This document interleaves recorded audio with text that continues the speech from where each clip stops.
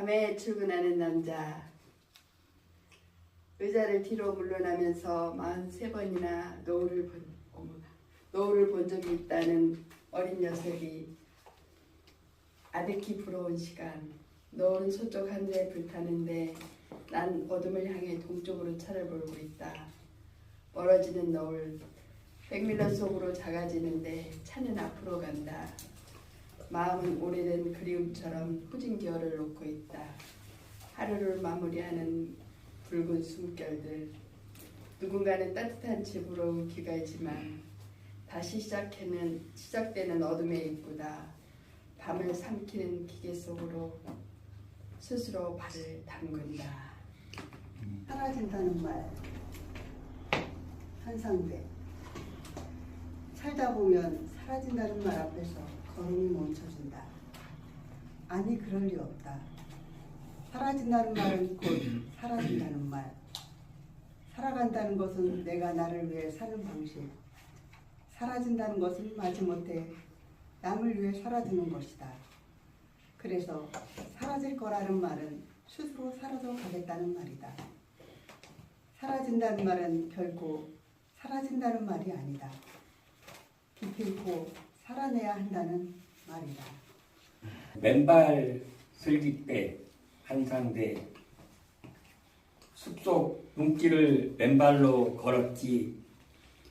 슬깃백 스텝을 밟듯이 한쪽 발이 눈 위에 닿기 전에 다음 발을 내딛고 그 발이 다시 눈에 닿기 전에 또 다음 발을 내디디며 물 위를 걷듯 사뿐사뿐 나아갔어.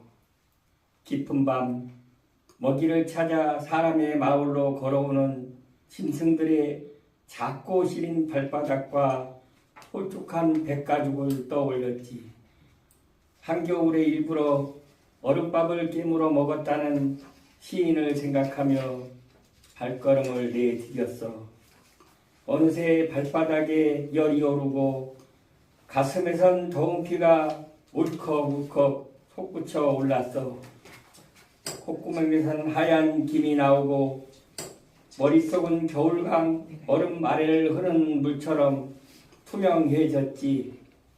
공중을 날거나 무리를 걷는 것이 아니라 그저 맨 땅을 맨발로 걷는 것이 기적이라는 걸 동토대장경 한 장을 읽으며 깨달았어. 빗속의 연인. 젊은 연인들과 빗길에 마주쳤다. 우산이 2개인데 하나만 받쳐 쓰고 오는 모습이 예뻐서 길 옆으로 비켜섰다. 나도 몰래 뒤돌아본 뒷모습이 다시 예쁘다. 두 사람은 어깨가 젖어도 김이 오르는데 향기는 내게 몰려왔다. 겸손을 가르쳐준 아이. 한상대. 손을 들고 횡단보도를 건너는 아이. 어라? 이제 보니 양손을 번쩍 들었구나. 반짝반짝 어린 별. 작은 손을 쥐었다 폈다 하는구나. 그래, 잘도 보인다. 별 2개가 지나가는구나. 잘 보라고 반짝여주며 건너는구나. 딴짓하던 한 손을 핸들 위에 얹었다. 아이에게 겸손을 배웠다. 극락 한상대. 몇 페이지예요? 41페이지예요.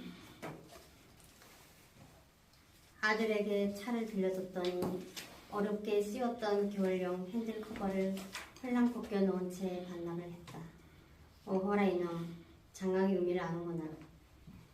귀한 걸 움켜쥐려고 불필요를 버릴 줄 알고 경험으로도 장악할 수 없는 진실이 시린 손보다 소중하다는 걸 알았구나. 핸들을 움켜쥔 손처럼 너희 삶은 내 손에 달려있다. 삶을 붙들고 놓치지 않는 힘, 악력에 있다. 농담 같은 진실 한상대.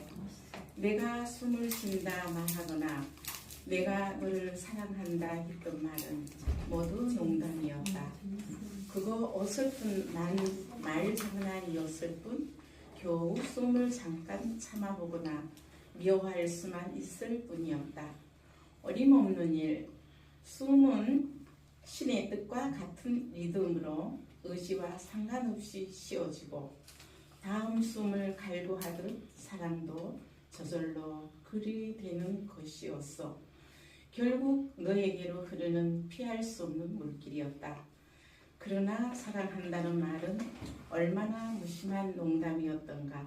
이미 온몸으로 사랑하고 있으면서 시간은 식사 시간, 책 한 권은 일용할 양식, 도서관에서 빌린 책은 공짜로 얻어먹는 한 끼, 서점에서 사서 보는 책은 돈 내고 먹는 한 끼, 책방은 편의점, 도서관은 뷔페, 책 안 보면 단식, 많이 보면 과식, 자기 전에 보면 야식, 읽은 책 또 읽으면 되새김, 야설은 불량식품, 시는 특식, 산문은 국밥, 외국 소설은 돈가스, 만화는 간식, 야외에서 읽으면 외식, 몰래 읽은 책은 비만이형, 책 산다고 돈 달래서 딴 데 쓰면 무전지식. 감사합니다.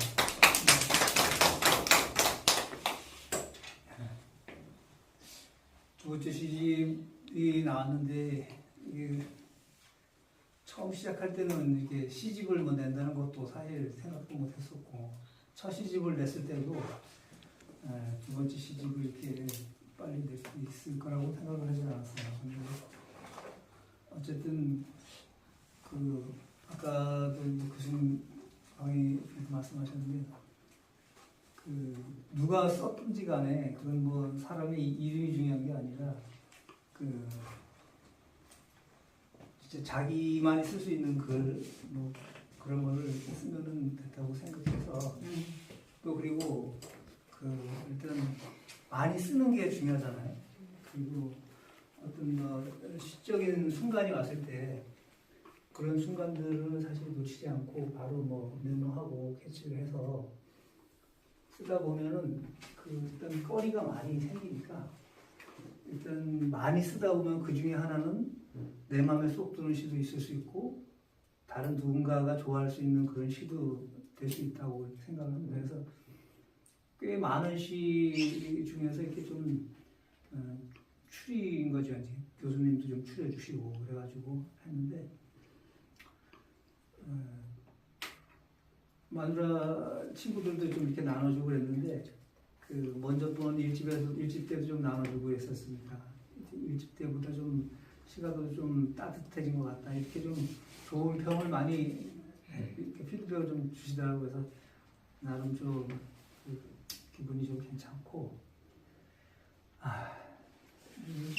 우리가 이렇게 시인이라고 하는 거룩한 이름을 우리가 들으면서 서로 부르면서 이렇게 사는데 사실 얼마만큼 시인으로 사는가 그것에 대해서는 사실 좀 자신이 없어요.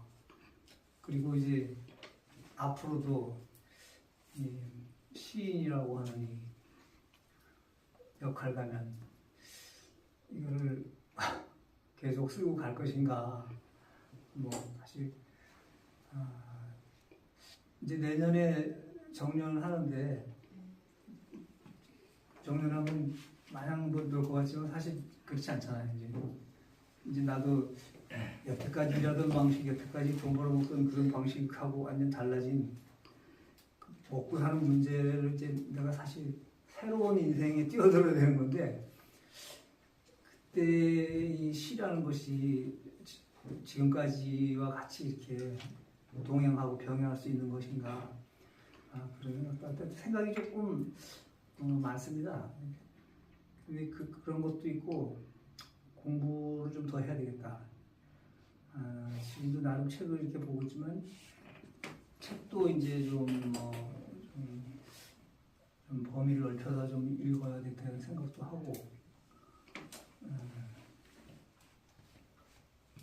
아무튼 쓰고 읽고 말하고 듣고 생각하고 하는 것들을 좀 이렇게 레벨업 시킬 수 있는 그런 사람이 돼야 되겠다 뭐 이런 생각도 하고 여러 가지 생각을 했습니다. 하여튼 덕분에 이렇게 시집 2집을 내게 된 것이기 때문에 감사하게 생각합니다. 이거는 3년 전 거예요. 이게 저기 뭐 저희 정원에 있는 거 꺾어서 진짜. 예쁘다.